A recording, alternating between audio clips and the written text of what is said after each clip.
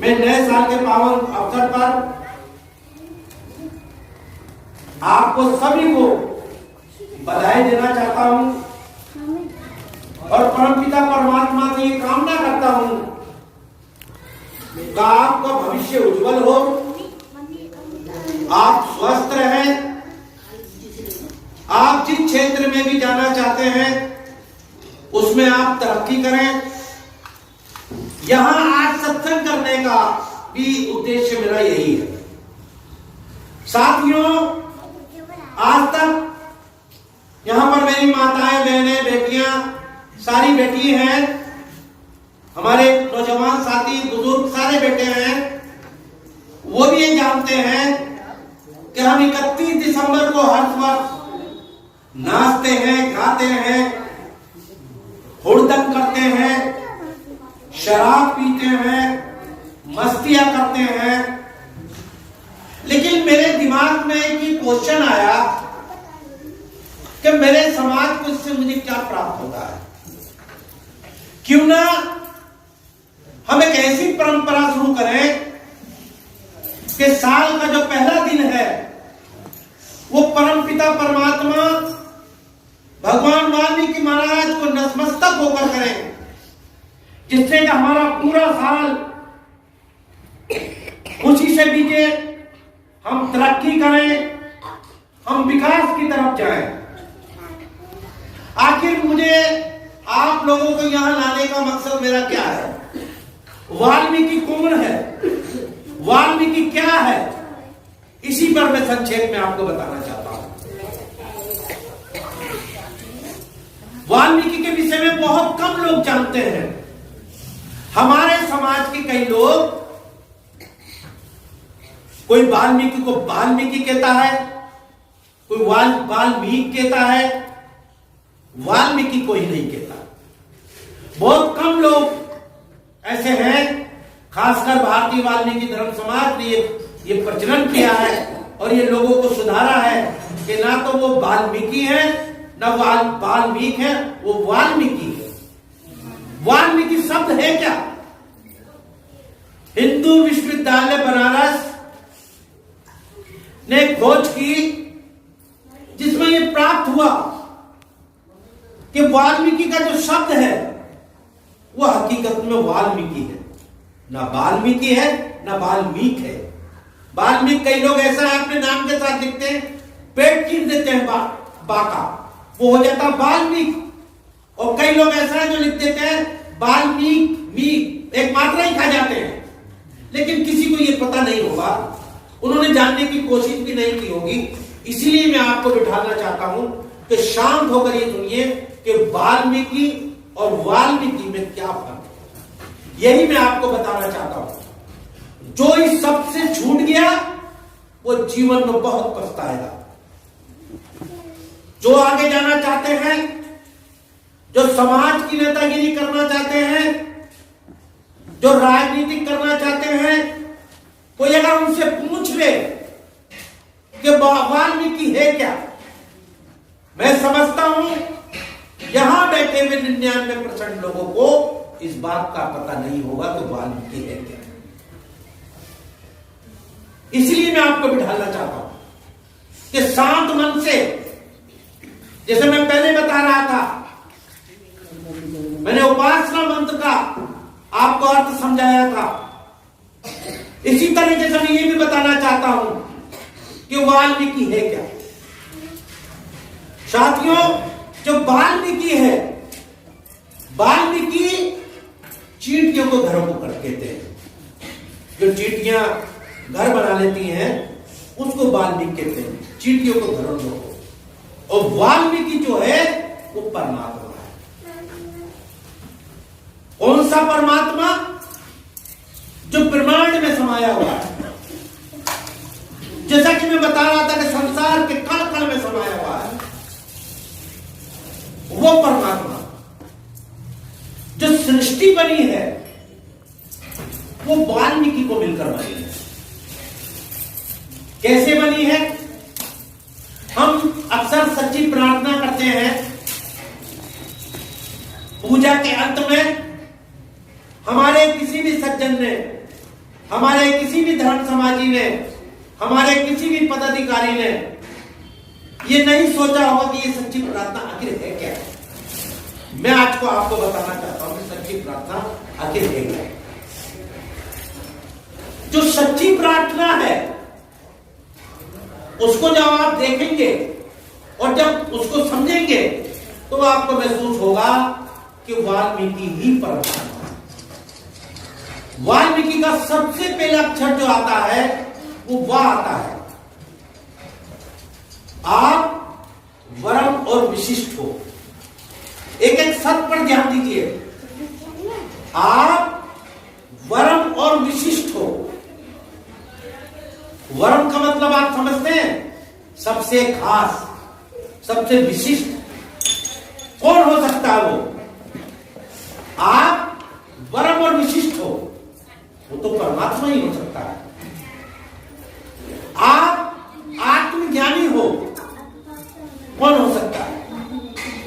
आत्मज्ञानी जो आपकी मन की बात जानता हो, जो आपके आत्मा की बात जानता हो। आदमी के सबसे ज्यादा करीब उसकी या तो पत्नी होती है या उसकी मां होती है।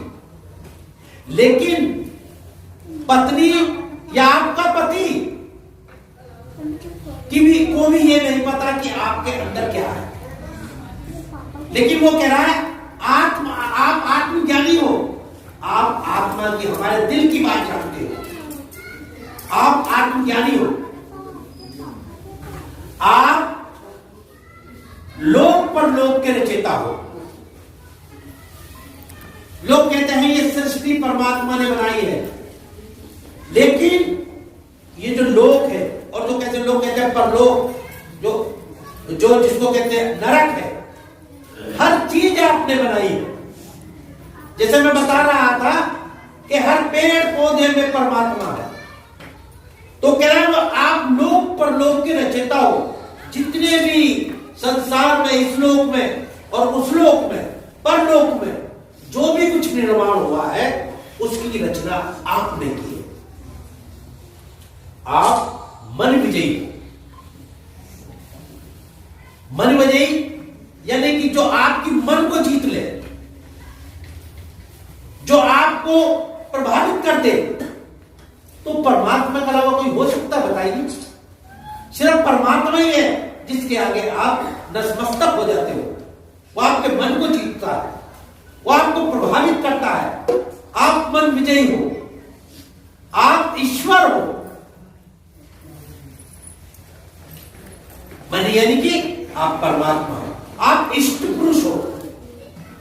इष्ट पुरुष का मतलब होता है आप हमारे अपने हो। वो परमात्मा ही है जो सबसे ज्यादा करीब है। और आखिर में आता है आप कल्याण करता हो, यानी कि हर दुनिया के हर व्यक्ति का आप कल्याण करते हो। और इन सारी चीजों को मिलाकर बनता है ब्रह्मांड, जो वाल्मीकि है। इन वाल्मीकि के नाम को आप जब ये सारे शब्द मिलाएंगे तो ब्रह्मांड बनता है, सृष्टि बनती है। यही मैं बता रहा हूं कि परमात्मा किस तरह से हर चीज में विराजमान है, किस तरह से हर जीव चीज में विराजमान है। आज हमारे समाज के लोग अपनी जो परमात्मा का स्थान है, अब आप कई लोग, हमारे लोगों के दिमाग में प्रश्न होता है कि जब परमात्मा इतना सारा आप बता रहे हैं कि परमात्मा, भगवान वाल्मीकि महाराज सृष्टि करता है, भगवान वाल्मीकि महाराज आदि पुरुष है, भगवान वाल्मीकि महाराज कल्याण करता है, तो भगवान वाल्मीकि महाराज को लोग मानते ही नहीं। सिर्फ ये भगवान वाल्मीकि समाज तक क्यों सीमित रहे, उसका भी एक कारण मैं आज आपको बताना चाहता हूं। आपने देखा होगा कि बच्चा जब पैदा होता है तो उसका सबसे पहला लगाव किससे होता है? उसका सबसे पहला लगाव मां से। लेकिन बच्चा जब थोड़ा और बड़ा होता है तो मां से लगाव कम हो जाता है। मां कहती है उसको बेटा कपड़े पहन ले, मां कहती है बेटा उसको खाना खा ले, चीज खा ले। लेकिन बच्चा खेल में मस्त हो जाता है जब थोड़ा और बड़ा हो जाता है। और मां से लगाव उसका कम हो जाता है। लेकिन बच्चा जब थोड़ा और बड़ा होता है, 17-18 साल की उम्र में आता है, तो उसका खेल कूद से लगाव कम और दूसरी चीज पर लगाव ज्यादा हो जाता है, यानी कि कपड़े पहनना, लड़की बाजी, ये सारा इन चीजों से लगाव हो जाता है। और लड़के की जब शादी हो जाती है तो वो इन चीजों से लगाव कम और पत्नी से लगाव ज्यादा हो जाता है। और जब बच्चा उस लड़के का जब बच्चा पैदा हो जाता है तो पत्नी से लगाव कम। आप भी देखते होंगे कि 1-2 साल तो पति पत्नी का प्रेम बहुत अच्छा चलता है और उसके बाद जो है हल्के हल्के लड़ाइयां शुरू हो जाती है और फिर झगड़े। उसका कारण ये होता है कि आदमी अपनी व्यवस्थाओं में देता, वो प्यार का नहीं होता, ये लोग सोचते हैं, क्योंकि बच्चों का पालन पोषण और घरेलू समस्या उसमें वो इतना बिजी हो जाता है कि वो आप को से लगाव कम हो जाता है। तो हमारे लोग ये सोचते हैं, हमारी महिलाएं या हमारी बेटियां के साथ ये हमसे प्यार करना, ऐसा नहीं है। वो एक परमात्मा का बनाया हुआ सिस्टम है कि जब बच्चा पैदा होता है तो वो परमात्मा अपनी पत्नी से लगाव कम हो जाता है उसका। यही सिस्टम है परमात्मा का, सृष्टि का यही सिस्टम है। लेकिन जो सबसे पहले है मां, आदमी उसको भूल जाता है बच्चों के चक्कर में, घर-बार के चक्कर में, पत्नी के चक्कर में, नौकरी के चक्कर में। मां तो भाई है, मां को कोई भूल सकता है? सेम यही हुआ है परमात्मा के साथ कि जो मां थी जिसने संसार को पैदा किया, जो बाप है हमारा, उसके ऊपर भगवान राम की परत जमी, उसके ऊपर कृष्ण की परत जमी, उसके ऊपर ईसा मसीह की परत जमी, उसके ऊपर मोहम्मद साहब की परत जमी, उसके ऊपर हनुमान जी की परत जमी, और इतनी परतें जमती चली गई कि हम अपने बाप को ही भूलते चले गए। यही कारण है कि हमारी कौम का उद्धार नहीं हो पा रहा, हमारी कौम की तरक्की नहीं हो पा रही है।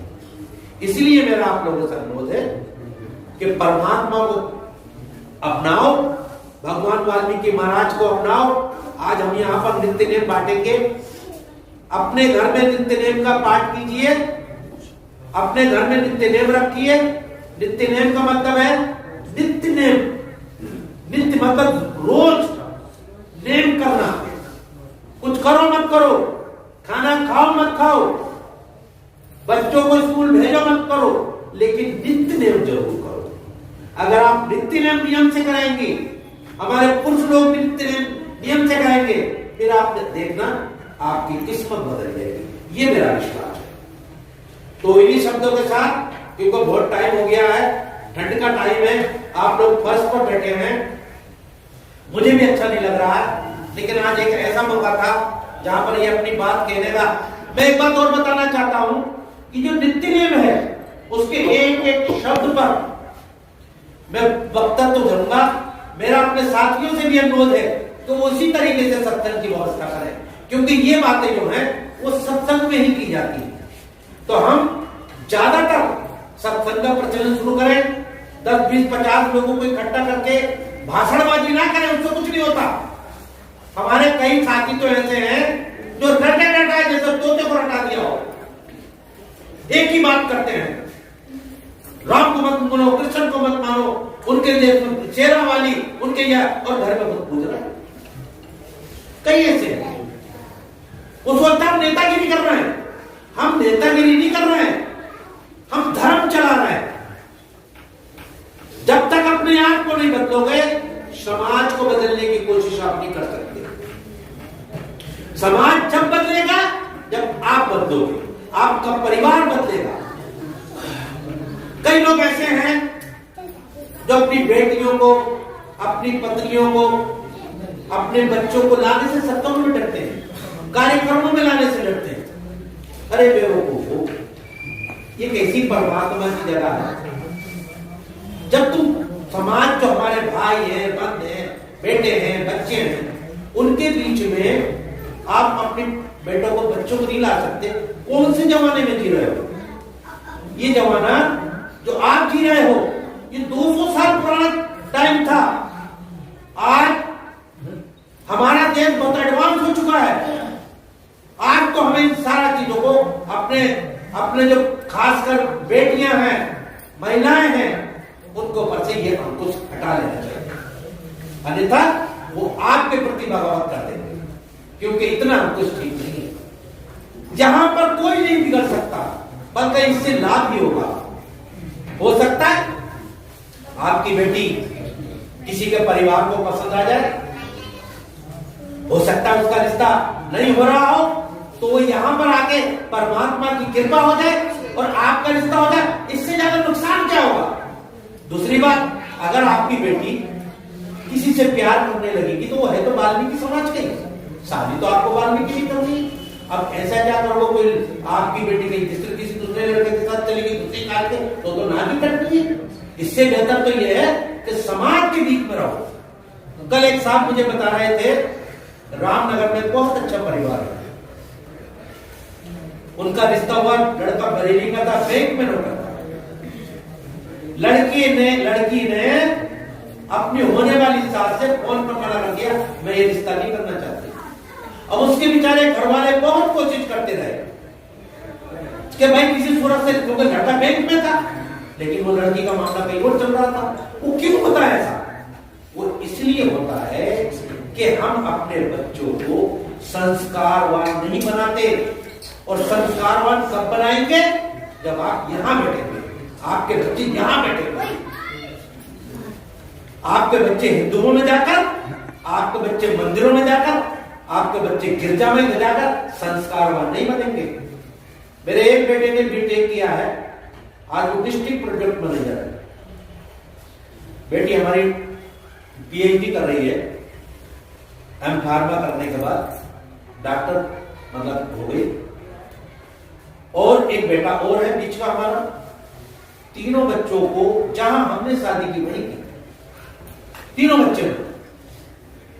तो वो क्या ऐसा कारण है? क्योंकि हमने संस्कार दे दिए। ये संस्कार हर बच्चे में हमें डालना है, तब आपको अपने बच्चों को संस्कार देंगे। तो हमने, क्योंकि हम अपने बच्चों को ये बताते रहे कि भैया पंडित की लड़की ले आओगे, बेटा पंडित की लड़की ले आओगे, वो आपके घर में कोहराम कर देगी, वो हमसे घृणा करेगी। कौन भाग्य को पसंद करता है? कोई पसंद नहीं करता। ये संस्कार आपको बच्चों में डालना है, तो आपका बच्चा बिगड़ेगा नहीं।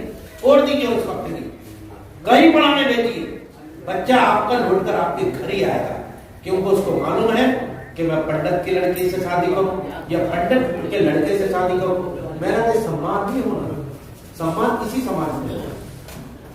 एक मदरसे में बहुत बड़े अधिकारी थे, मोहल्ला मदरसा का नाम है। उनका एक लड़का बेचारा साइंटिस्ट था, वो किसी दूसरे समाज की लड़की के साथ उसने शादी कर ली, तो उसके उन्होंने आरोमनी मंडप पर पार्टी थी, और उस अपने समाज, उन्हीं की लड़की अपने समाज के लड़के को के साथ शादी कर दिया, उसका उन्होंने बहिष्कार कर दिया। अरे क्यों? वो तो समाज के लोग हैं, उसका और लड़का है, उसकी आप पार्टी दे रहे हैं, यह न्याय नहीं होना चाहिए। तो ज्यादा कुछ ना कहते हुए, बहुत लंबी बात हो गई। नित्य नियम पर था, अपने घर नित्य नियम लेकर जाइए, नित्य नियम का पाठ कीजिए। छोटी सी हमने बुक तैयार की है कि हर घर में नित्य नियम होना चाहिए, हर घर में भगवान वाल्मीकि का फोटो होना चाहिए। और आगे भविष्य में हम और भी इस तरह के कार्यक्रम शुरू करेंगे। तो मैं इसके साथ साथ अब हमारी पूजा आरती होगी, और उसके बाद जो है प्रसाद हमें यहाँ सोच लंगर की व्यवस्था की है, सारे लोग लंगर खाकर फिर अपने अपने घरों में जाएंगे। जो बोले